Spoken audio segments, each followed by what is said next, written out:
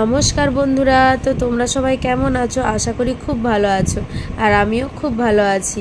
Welcome to my channel. আমি টগরি। আমাদের বিশ্বকর্মা পুজো কেমন কাটিয়েছি তোমাদের সাথে শেয়ার করব। তো দেখো, বাড়ির মধ্যে গ্যাডি বাল্ব অনেক বস্তা লোডিং হয়ে পড়েছিল, কারণ বৃষ্টির কারণে যেতে পারেনি।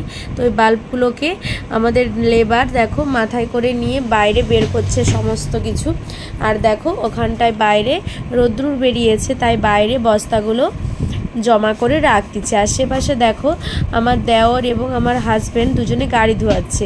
আমাদের সব বস্তাগুলো বেরিয়ে যাওয়ার পর আমি ঝাড় দিয়ে দিলাম, ঘরটা পরিষ্কার করে ধোয়ানো হচ্ছে। তো দেখো কত সুন্দর ঘরটার বস্তাগুলো বেরিয়ে যেয়ে পরিষ্কার হয়ে গেল। দেখো কত নোংরা বেরিয়েছে। তো খুব সুন্দরভাবে ধোয়াধুয়ি করে পরিষ্কার করে নিলাম বাড়িটা। দেখো তারপরে দেখো একটা গাড়ি ধোয়ানো হওয়ার পর আরেকটা গাড়ি ধোয়ানো শুরু করেছে। দেখো আরেকটা গাড়ি ধোয়ানো হচ্ছে, এপাশে মোটরসাইকেলও ধোয়ানো হচ্ছে। তো তারপর ধোয়ানোর চব্বক মিটিয়ে যাওয়ার পর তারপর আমার হাজব্যান্ড বসে গেছে দেখো ফল আঙিনা করতে। তো ও যেহেতু খুব তাড়াতাড়ি ফল আঙিনা করতে পারে, তাই ওই প্রতি বছর ফল আঙিনা করতে বসে যায় স্নান করে।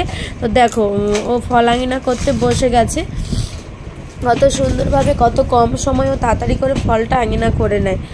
দেখো এখানে বাইরে সমস্ত জিনিস যা যা প্রয়োজনীয় সব কিছু বের করে রাখা হয়েছে। বামুন ঠাকুর এখনও আসেনি, তার কারণে সমস্ত কিছু রয়েছে। আর এখানে চিকের মধ্যে দেখতে পাচ্ছ মালা আছে, এই মালাগুলো গাড়িগুলো সাজানো হবে মালা দিয়ে। দেখো ফুল দুলফা যা যা কিছু লাগে সব কিছুই দেখো এখানে মা জোগাড় করে রেখেছে। দেখো কথা বলতে বলতে বামুন ঠাকুরও চলে এসছে, আর আমাদের পুজোও শুরু হয়ে গেছে। তো আমার বর সংকল্প করবে, তাই ও ধুতি এবং ওড়নাটা গলায় নিয়ে নিয়েছে। তো দেখো সে পাশে বামুন ঠাকুর পুজোর সমস্ত কিছু করছে। ধুনোতে এমন অন্ধকার হয়ে গেছে, কিছুই পরিষ্কারভাবে দেখা যাচ্ছে না, তাও অল্প কিছু দেখা যাচ্ছে। তো আমরা এখানে দুজনে ঝাঁঝ আর শাকটা বাজাচ্ছিলাম। তো দেখো দেখো পুজোটা হচ্ছে কেমনভাবে। দেখো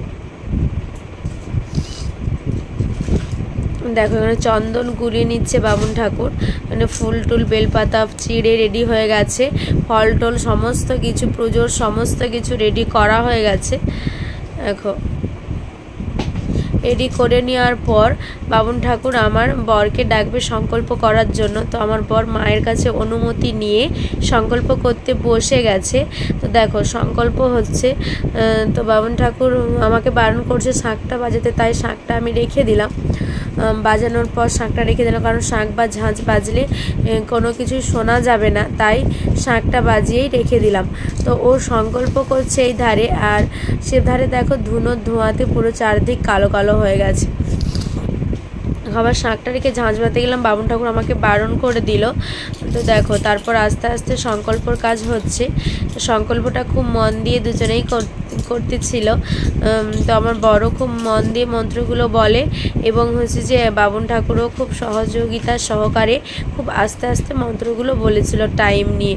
তো দেখো তারপরে সংকল্প শেষ হয়ে যাওয়ার পর আমাদের আবার হোম শুরু হবে, তাই অনেকটা টাইম লাগবে।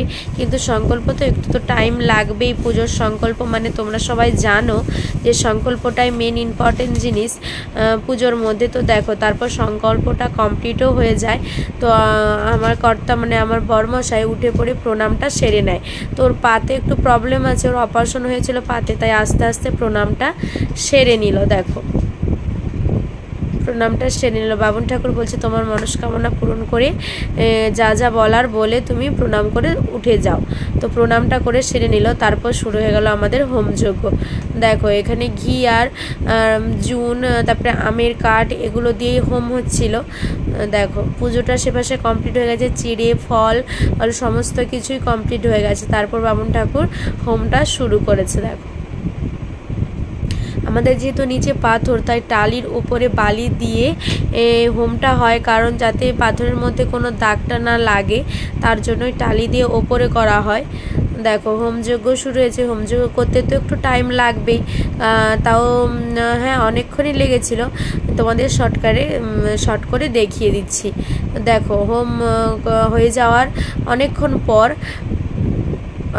পর দেখো ওর ওপরে নারকেল দিয়ে হোমটা কমপ্লিট করবে বামুন ঠাকুর। তো দেখো কেমনভাবে আগুনটা জ্বলছে। দেখো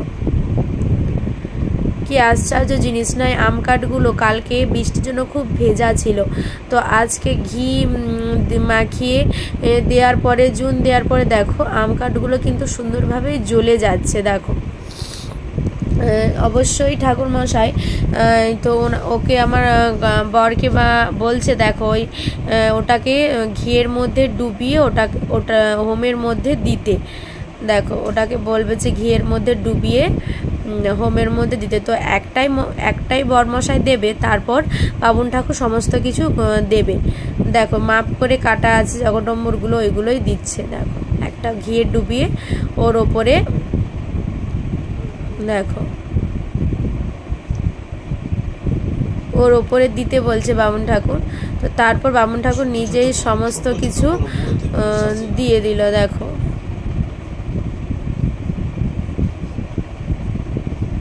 তারপরে দেখো হোমটা শেষ হওয়ার মাথায় বামুন ঠাকুর নারকেলটা দিয়ে দিয়েছে।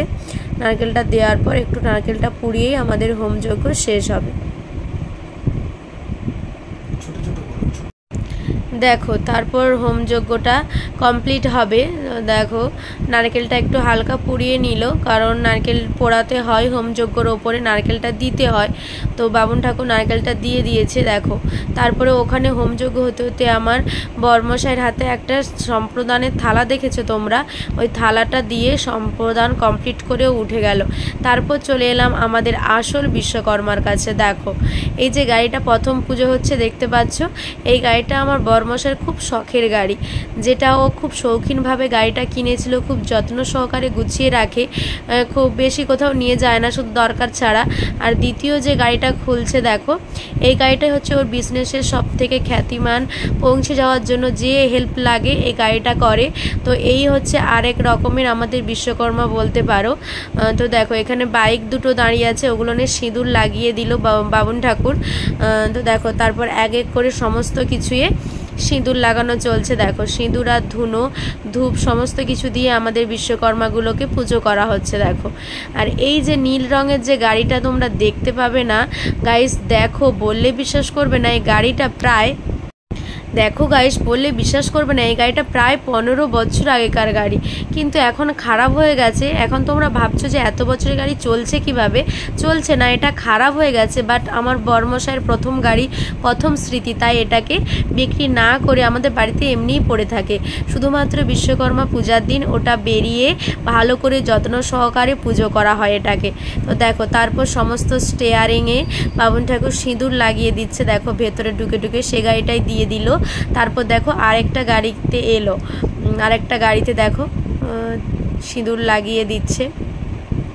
তো তোমরা দেখো গাইস গাড়িগুলো কিভাবে সাজানো হয়েছে ফুল দিয়ে, কলা পাতা দিয়ে, কলা গাছ দিয়ে, সরি কলা পাতা না কলা গাছ দিয়ে, ছোট ছোট কলা গাছ দিয়ে। দেখো কেমন লাগছে অবশ্যই কমেন্টে জানিও। আর আমাদের প্রতি বছর এভাবেই পুজো হয় যেমনভাবে দেখছো তোমরা। তো তারপর দেখো বীরবল বেঁধে দিচ্ছে মোটর সাইকেলে। দেখো তারপর দেখো কি করছে, দেখো ভেতরে স্টিয়ারিংগুলোকেই পুজো করছে, কারণ স্টিয়ারিং ছাড়া তো গাড়ির মেন যন্ত্র তোমরা জানো, তাই স্টিয়ারিংটাকেই খুব ভালোভাবে পুজো করছে। দেখো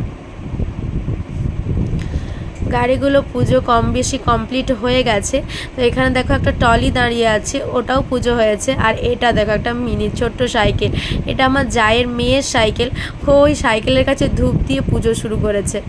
দেখো তারপর বামুন ঠাকুর একটা নারকেল ভেঙে নিয়েছে। নারকেলটা ভাঙার পর দেখো গাড়ির চারপাশে চাকায় নারকেলের জলগুলো দিতে হয়, তো ওটাই বামুন ঠাকুর ঘুরে ঘুরে জল দিচ্ছে এবং আমার বরমশাই ধূপটা দিচ্ছে। দেখো নারকেলের জল একটা গাড়িতে দেওয়া হয়ে গেছে, আর একটা গাড়িতেও দিয়ে দিল এইভাবে। তারপর গাড়ির মধ্যে 8টা লেবু দিয়ে আমার বরমশাই একটা গাড়িতে এবং আরেকটা গাড়িতে আমাদের ড্রাইভার উঠে পড়েছে। তো ওই লেবুগুলোর ওপর দিয়ে গাড়িটা চালাতে হবে। দেখো ওরা দুজনে গাড়িটা চালিয়ে নেবে, একজনে তো দুটো গাড়ি চালানো সম্ভব নয়, তাই একটাতে আমাদের ড্রাইভার উঠেছে আর একটাতে আমার বরমশাই উঠেছে। যে যার হাতের গাড়ি, যে ড্রাইভার আমাদের গাড়িটা চালায়, এই গাড়িটা আমার বরমশাইও চালায়, কিন্তু তাও দেখো যে যার হাতের গাড়ি এবং তার শখের গাড়ি, তাই দুজন দুটোতে উঠে গেছে। দেখো তারপর দুজনেই গাড়িটা স্টার্ট করবে, দুজনে গাড়িটা স্টার্ট করে দেখো লেবুর ওপর দিয়ে, দেখো লেবুর ওপর দিয়ে যাচ্ছে এবং পেছোচ্ছে। তো আর একবার আসবে এরকমভাবেই। যাতে লেবুগুলো সমস্ত লেবুগুলো থেতো হয়ে যায়। দেখো লেবু সবাই আমরা জানি লেবুটা খুব শুভ।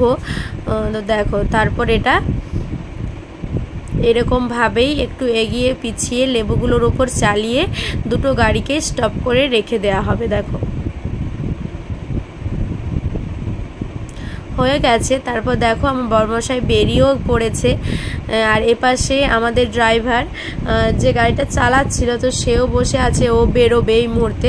তারপরে দেখো শেষ মুহূর্ত পুষ্পাঞ্জলি, আমার বাড়ির সব বাচ্চারা এবং আমার বরমশাই পুষ্পাঞ্জলি দিতে বসে গেছে। তো বন্ধুরা আমাদের এইভাবেই পুজোটা কমপ্লিট হয়েছে। তোমাদের কেমনভাবে হয়েছে অবশ্যই জানিও, আর আমার ভিডিওটা ভালো লাগলে অবশ্যই লাইক কমেন্ট শেয়ার করে দিও। তোমরা খুব ভালো থাকো আর আমিও খুব ভালো থাকবো। অবশ্যই কালকে আবার নতুন ব্লগ নিয়ে তোমাদের সামনে হাজির হব। তো ভালো থেকো বন্ধুরা, টাটা। অবশ্যই জানিও কেমন হয়েছে।